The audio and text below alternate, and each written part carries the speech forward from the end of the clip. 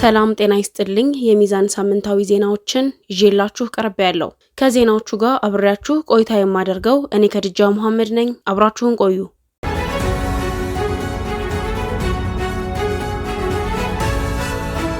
መጅሊሱ የሚደግፈው የዋሃብያ አንጃ በቋንጤ አቡበከር ስዲቅ መስጂድ እየረበሸ ነው ሲሉ ምንጮች ለሚዛን ገለጹ።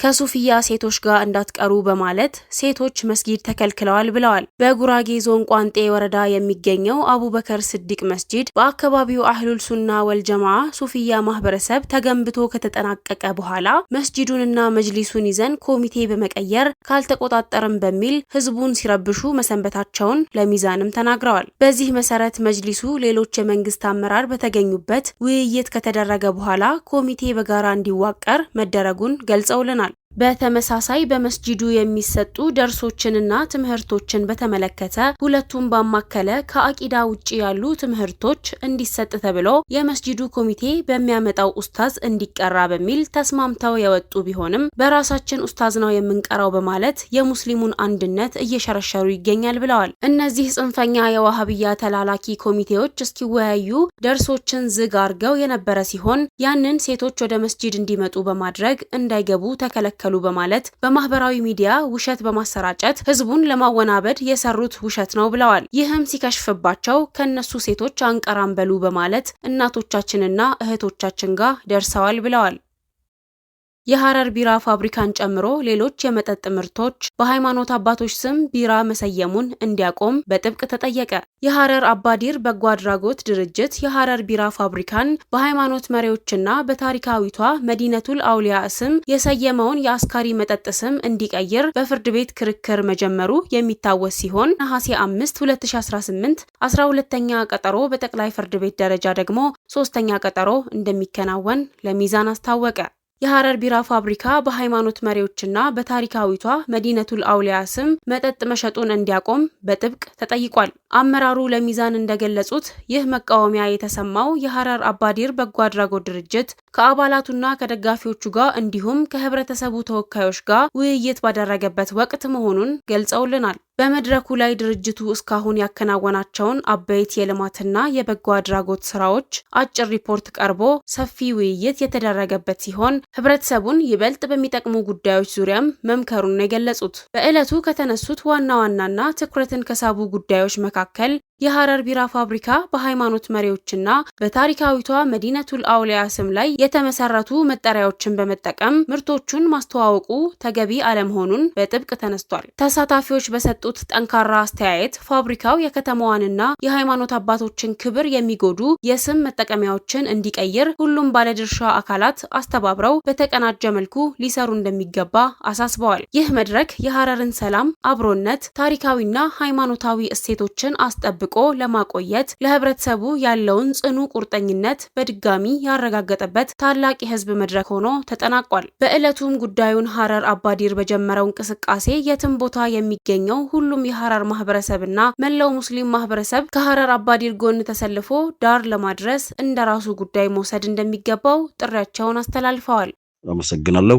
እንደሚታወቀው ሰሞኑን ማህበራችን የሐረር አባዲር በጎ አድራጎት ማህበር ከአባላቱና ከደጋፊዎቹ ጋር እንዲሁም ከህብረተሰብ ተወካዮች ጋር መደበኛ የስራ እንቅስቃሴውን አፈጻጸሙን ለተሳታፊዎቹ ወይንም ለአባላቱና ለደጋፊዎቹ እንዲሁም ለተሳታፊ የህብረተሰብ ክፍሎች ያቀረበበት ሁኔታ ነበር።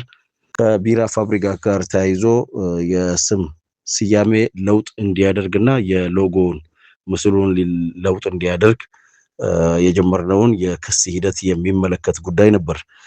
እንግዲህ እንደሚታወቀው ይህ የክስ ሂደት ለዘመናት ማለትም ፋብሪካው ከተቋቋመበት ጊዜ ጀምሮ አባቶቻችን ታላላቆቻችን በተለያዩ ጊዜያት ድምጻቸውን ሲያሰሙ እንዲቀይር ከቅዱሳን አባቶቻችን ጋር ምንም አይነት ግንኙነት የሌለውን እነዚህ ቅዱሳን አባቶቻችን ስንል ደግሞ ወልዩላህ የሆኑ ታላላቅ የወልዮች እንዲሁም የሃይማኖት አባቶችና ቁርአንና ሐዲስን ሲያስተምሩ የምናውቃቸው እንጂ ከዚህ ጋር ተያያዥ ከሆነ ይሄ ሐራም ከሆነው ከኸምር ጋር ስማቸው ሊያያዝ የሚገባም አለመሆኑን ከጅምሩ ጀምሮ በተለያዩ አካሆኖች አባቶቻችን ታላላቆቻችን ሲቃወሙ ነበር። ነገር ግን በተደራጀ መልኩ ፍርድ ቤት ላይ አቅርበው ኬዙን የህግ መሰረት አግኝቶ በህግ እንዲዳኝ የማድረግ አካሄድ ላይ ትንሽ ክፍተት ነበር እንጂ በተለያዩ ጊዜያት ተደራጅተው ሰልፍ ለማድረግም ተሞክሮ ነበር። ተደራጅተው እንዲቀይር በአቅራቢያቸው ወደሚገኝ ቀበሌና የተለያዩ አደረጃጀቶች በጊዜው ማለት ነው ከ20 እና 30 ዓመት በፊት የተለያዩ ሙቭመንቶችን ጀምረው ከዛ በኋላም ከ10 ዓመት በፊትም በወጣት አደረጃጀት ደረጃም የተሞከረበትና ወጣቶች በተለያዩ አኳኋን ይህ ነገር እስከዛሬ ድረስ ሁላችንንም ውስጣችንን የሚነካ የሚያስቆጨንና በፍጹም ከምንም ነገር ጋር ተያይዞ ግንኙነት ከኛ ጋር የሌለው የኸምር ጉዳይ ነው። ፓርቲዎች የሀገራዊ ምክክሩን አካሄድ በተመለከተ ቅሬታ በማቅረብ ክስ አቀረቡ። ፓርቲዎቹ የሀገራዊ ምክክሩ አካሄድን በተመለከተ ቅሬታ በማቅረብ ክስ አቅርበዋል። እናት ፓርቲ ሀገራዊ ምክክር ጉባኤው የገዢው ፓርቲን ፍላጎት ለማስፈጸም ያለመ እንቅስቃሴ እየተደረገበት ነው በማለት ኮሚሽኑን በመክሰስ ፓርቲው ጉባኤው ኢትዮጵያን ለማጽናት ሳይሆን ዋና ዋና መገለጫዎቿ ለድርድር የቀረበበት መድረክ ሆኗል በማለት ተቃውሟል። በምክክሩ ላይ አብላጫ ቁጥር የያዘው የገዢው ፓርቲ አባላትና ደጋፊዎች ናቸው ያለው ፓርቲው ሂደቱ ቀድሞ የተወሰነ ውሳኔን በሀገራዊ ምክክር ስም ቅቡልነት እንዲኖረው የማድረግ ስራ ነው በማለት አጣጥሎታል። አብን በበኩሉ በምክክር ጉባኤው በታዩ ግድፈቶች ላይ የሀገራዊ ምክክር ኮሚሽን አፋጣኝ ማስተካከያ ካላደረገ ራሱን ከጉባኤው እንደሚያገል አስጠንቅቋል። አብን ጉባኤው ከተጀመረ በኋላ አዳዲስ ተመካካሪዎች ግልጽ ባልሆነ መልኩ መጨመራቸውን የገዢው ፓርቲ አመራሮች በተለያዩ የስራ ቡድኖች እየገቡ ጫና መፍጠራቸውና የአመካካሪ ባለሙያዎች ገለልተኝነት ማጣት ሂደቱን አደጋ ላይ ጥሎታል በማለት ስጋቱን መግለጹን ፓርቲው የአዲስ አበባ አጀንዳ አዲስ ሀገራዊ ውጥረት ሊፈጥር ይችላል በማለት ከምክክሩ እንዲሰረዝ አዳዲስ ተሳታፊዎችን ማስገባት በአፋጣኝ እንዲቆም በጉባኤው ሂደት ላይ ገለልተኛ ኦዲት እንዲደረግና ገለልተኛ የቅሬታ ሰሚ አካል እንዲቋቋም ጠይቋል። የኢትዮጵያ ብሔራዊ ምክክር ኮሚሽን በበኩሉ ሐሙስ ዕለት ባወጣው መረጃ በ8 የአጀንዳ ርዕሰ ጉዳዮች ላይ ሲመካከሩ የቆዩት የአጀንዳ ቡድኖች መግባባት ላይ ተደርሷል ሲል አስታውቋል። እንደ ኮሚሽኑ ገለጻ በሰላም ግንባታ፣ በሃይማኖት ጉዳዮች፣ በሙስናና መልካም አስተዳደር፣ በመንግስት አደረጃጀትና የፖለቲካ ስርዓት፣ በሀገር ግንባታ፣ በፌዴራል ከተሞች ጉዳይ፣ ተቋማት ግንባታ፣ የህግ የበላይነትና ሰብአዊ መብት፣ ማህበራዊና ኢኮኖሚያዊ ጉዳዮች ላይ ተመካካሪዎች ከስምምነት መድረሳቸውን ነው የገለጸው። የመስጂዱ ነባራዊ ሁኔታ በተሻለ ቁመና ላይ ነው በማለት የጠሮ መስጂድ ወጣት ጀማዓ አስታወቀ። በመስጂዳችን በመጅሊሱ በተለያዩ አካላት የሚነዙ መረጃዎች ከመስጂዱ ነባራዊ ሁኔታ የሚቃረንና መስጂዱ በተሻለ ቁመና ላይ ነው በማለት የጠሮ መስጂድ ወጣት ጀማዓ አስታወቀ። ወጣት ጀማዓው በመጅሊሱ የሚደርሱ ትንኮሳዎችን በማስመልከት ሲገልጽ በየዓመቱ የመውሊድ በዓልና የረመዳን ወር ሲደርስ በመስጂዳችን የተለያዩ መስጂዱን የማበጣበጥና ሰላሙን የማወክ ሙከራዎች በጸረ ሰላም ግብረ ኃይሎች የሚሞከር ሲሆን የአካባቢው ማህበረሰብ የመስጂዱ ኮሚቴና የመስጂዱ ወጣት ማህበረሰብ ከህግ ክፍሉ ጋር በመተባበር እያንዳንዱን እንቅስቃሴ እግር በእግር እየተከታተልን ሁሉንም ሙከራዎች ማክሸፍ ችለናል ብሏል። አሁንም ጥቂት ቀናት የቀሩትን የነቢዩ መሐመድ ሰለላሁ ዐለይሂ ወሰለም መውሊድን ሰበብ በማድረግ ተራ ፕሮፓጋንዳዎችንና በሙስና የተጠላለፉ የአንዳንድ ግለሰቦችን ህገወጥ የረብሻ ሙከራዎችን እየተመለከትን ሲሆን ካለፉት ጊዜያት በጠነከረ መልኩ በጽናት በመቆም የመስጂዱን ሰላም የምናስቀጥል መሆኑን ለመግለጽ እንወዳለን በማለት ከትንኮሳቸው እንዲታቀቡ አሳስቧል። ሙከራው ይከሽፋል ያለው ጀማዓው መስጂዱ እንደ ወትሮ ሁሉ ሰላሙ ተጠብቆ መደበኛ የስግደትና የአስተምሮት መርሃ ግብሩን እያስተናገደ ሲሆን 1000 ተማሪዎች በመደበኛ የደርስ ፕሮግራም 80 ተማሪዎች በቀን ሙሉና በአዳሪ መርሃ ግብር የክረምት ትምህርታቸውን እየተከታተሉ እንደሚገኙ ገልጿል። በመጨረሻም ህገወጡ መጅሊስ ኮሚቴ ኢማም ቀይሬያለሁ በማለት ያናፈሰው ህገወጥ ድርጊትን በተመለከተም መስጂዱ ላይ ማንኛውም የኢማም የአስተዳዳሪና መዋቅራዊ ቅያሬ ያልተደረገ ሲሆን ያለ ማህበረሰቡ ፍቃድ ሊጫኑብን እየታሰቡ ያሉ ማንኛውም ነገራቶች ፈጻሚነት እንደማይኖራቸው ለማሳሰብ እንወዳለን በማለት አስታውቋል። ለዛሬ ከሀገር ውስጥ ያዘጋጀሁላችሁ ዘገባዎች እነዚህን ይመስሉ ነበር። ከባህር ማዶ ወደ ያስኳቸው ዘገባዎች አልፋለሁ።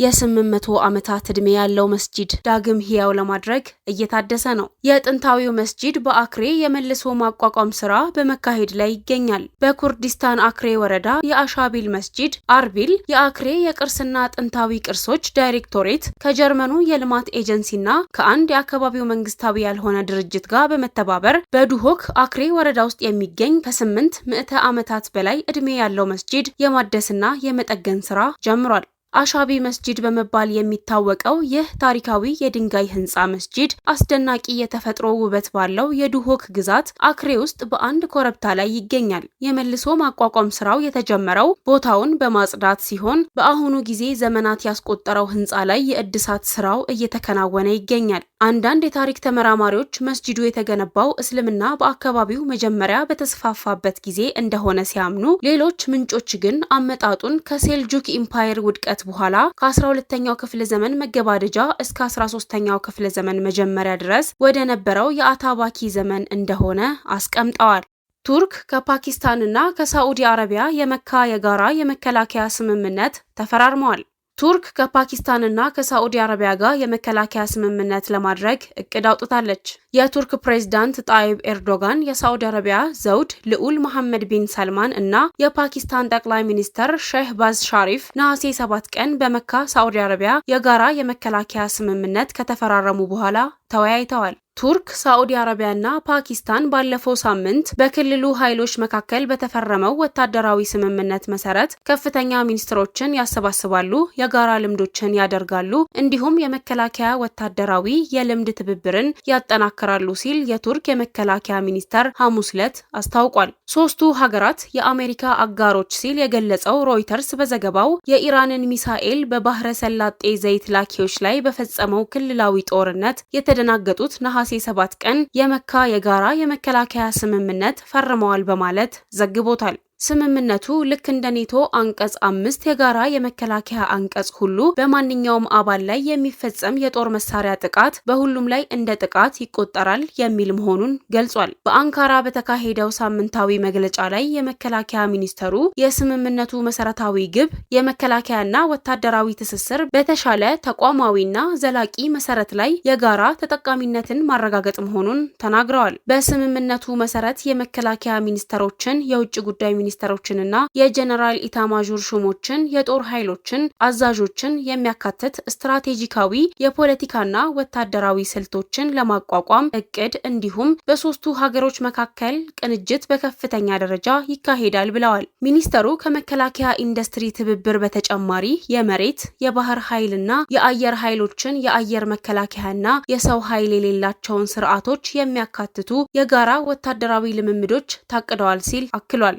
ዓላማው የምርትና የስርዓት አቅርቦትን ብቻ ሳይሆን የጋራ ልማትና ምርትን፣ የቴክኖሎጂ ትብብርንና ዘላቂ ጥገናና የሎጂስቲክስ ድጋፍ መስጠት ነው ሲሉ ገልጸዋል። ሰው አልባና ራስ ገዝ ስርዓቶችን፣ የኤሌክትሮኒክስ ጦርነትንና አርቲፊሻል ኢንተለጀንስ አቅሞችን ቅድሚያ እንደሚሰጣቸው አክለዋል። የኔቶ ሁለተኛ ትልቁ ጦር ያላት ቱርክ ከኒውክለር መሳሪያ የታጠቀች ፓኪስታንና ከሳዑዲ አረቢያ ከፍተኛ የነዳጅ ላኪ ጋር የተደረገው ስምምነትን ለማስፋት ክፍት መሆኑን ገልጸዋል። ሚኒስተሩ ቱርክ የቀይ ባህር መርከቦችን ለመጠበቅና ዓለም አቀፍ ጥምረት ለመመስረት በጄዳ በሚደረጉ ስብሰባዎች ላይ እየተሳተፈች መሆኑን ገልጸዋል። ኢራን በበኩሏ የሀገሪቱ የደህንነትና ወታደራዊ ጥምረት የአሜሪካን ህልምና ዘላለማዊ ኢምፓየር ያስወገደ ስትል በማሞካሸት የመካከለኛው ምስራቅ ሀገራት በአሜሪካ ጥገኛ ከመሆን ይልቅ ከኔቶና ከሌሎች ጥቃት ራሳቸውን መከላከላቸው ሊበረታታ የሚገባ ጥሩ ጅምር ነው በማለት ድጋፍ ሰጥታለች።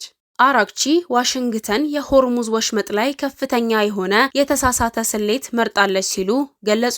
የውጭ ጉዳይ ሚኒስተር አባስ አራግቺ የአሜሪካን የስለላ ውድቀትና የተሳሳቱ ስሌቶችን ጠቁመው ከኢራን ጋር የተደረገው ጦርነት የእነዚህ ስህተቶቹ ግልጽ ምሳሌ ነው እና ዋሽንግተን አሁን የሆርሙዝ ወሽመጥን በተመለከተ የበለጠ የተሳሳተ ስሌት ሰርታለች ብለዋል። አራግቺ ሐሙስ ዕለት በኤክስ ገጻቸው ላይ ባሰፈሩት ጽሑፍ አሜሪካ በስለላ ውድቀቶቿ ምክንያት ለረጅም ጊዜ የተሳሳተ ስሌት ሰለባ ሆና ውጤት አላመጣችም ብለዋል። በኢራን ላይ የተደረገው ጦርነት አሁን ደግሞ በሆርሙዝ ወሽመጥ ላይ የበለጠ ትልቅ የተሳሳተ ስሌት ነው ብለዋል። በዚህ መሰረት ከአሜሪካ የሐሰት ዜናዎች የከፋው የውሸት መረጃ ተጠንቀቁ ብለዋል። ሚኒስትሩ በመቀጠልም አላህ ታላቅ ነው፣ በምድር ላይ ካለ ከማንኛውም ኃይል ይበልጣል፣ በአላህ እንታመናለን ብለዋል። በተመሳሳይ ማንኛውም መርከብ ያለ ፍቃድ ሆርሙዝን ማሳለፍ አይቻልም በማለት የሀተመል አንቢያ ቃል አቀባይ አስታውቀዋል። የአይአርጂሲ የከታም አልአንቢያ ማዕከላዊ ዋና መስሪያ ቤት ቃል አቀባይ በሆርሙዝ ወሽመጥ ውስጥ መርከቦች መደበኛ አሰሳ ስለሚያደርጉ የአሜሪካን የይገባኛል ጥያቄ ሙሉ በሙሉ ውድቅ አድርገዋል። እንዲህ ብለዋል።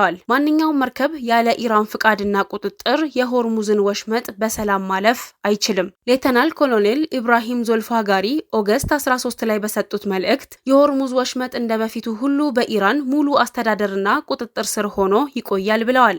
ማንኛውም መርከብ ያለ ኢራን ሀያላን የጦር ኃይሎች ፍቃድና ቁጥጥር በዚህ ወሽመጥ ውስጥ ደህንነቱ በተጠበቀ ሁኔታ መተላለፍ አይችልም በማለት ገልጸዋል። ወደ 600 የሚጠጉ የእስራኤል ነዋሪዎች የአልአቅሳ መስጂድን በፖሊስ ጥበቃ ስር ወረሩ። በእስራኤል ፖሊስ ጥበቃ ስር ወደ 600 የሚጠጉ የእስራኤል ነዋሪዎች የአልአቅሳ መስጂድን ግቢ በፖሊስ ጥበቃ ስር በመሆን ወረሩ ሲሉ የአካባቢው ባለስልጣን ተናግረዋል። ቢያንስ 584 ወራሪዎች በማለዳው ጊዜ በምዕራብ ግድግዳ በኩል በሞሮኮ በር በኩል መስጂዱን ወረሩ ሲሉ በኢየሩሳሌም የሚገኘው የሙስሊም ተራድኦ መምሪያ ባለስልጣን ስማቸው እንዳይገለጽ ጠይቀዋል። የዓይን እማኞች እንዳሉት ወራሪዎቹ የአልአቅሳ መስጂድን ለረጅም ጊዜ የዘለቀው ሁኔታን በመጣስ የታልሙዲክ ስርዓቶችን፣ ጸሎቶችንና ጭፈራዎችን በማካተት ይረብሻሉ ብለዋል። ሐሙስ በዕብራይስጥ የቀን መቁጠሪያ ውስጥ አዲስ ወር የመጀመሪያ ቀን ሲሆን የእስራኤል ወደ መስጂዱ ግቢ የሚያደርጉ ወረራዎችን በተለምዶ እየጨመሩ ነው ብለዋል። ለሳምንቱ ከሚዛን ሚዲያ ያዘጋጀሁላችሁ ዘገባዎች እነዚህን ይመስሉ ነበር። በቀጣይ እስከምንገናኝ መልካም ሳምንት።